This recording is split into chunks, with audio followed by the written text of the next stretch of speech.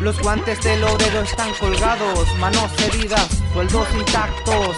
Ciudadanos consumistas de la economía, cesantía. En la Araucanía está vacía la alcancía. Tu currículum vitae baila en el vertedero, las rancheras más incógnitas.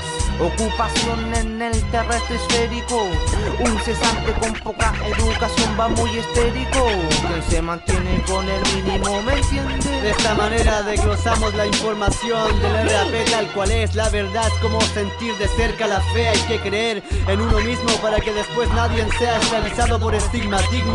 Aguanten pelambres en sus oídos y el peso de cada verso siniestro. El temor queda en el oscuro recuerdo, concuerdo con lo que me conlleva y acelera mi rabia. Cada palabra escrita y expresada por audio coloca en la cúspide a esta zona sinfónica y sabia que catalogan como analfabetos y ladrones, traicioneros y veleidosos que se quemen en su propio fuego.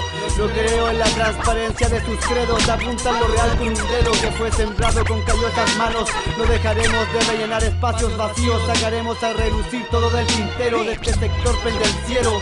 Hermanos encerrados en un recinto penitenciario, se mantienen expectantes de la calle. Este estado y de su mierda de sistema carcelario. Cuando no somos culpables pagamos, y si lo somos igual pagamos, pero nadie indemniza al que libra y se encuentra en el encierro. Con quienes nos comparamos, a quienes nos parecemos.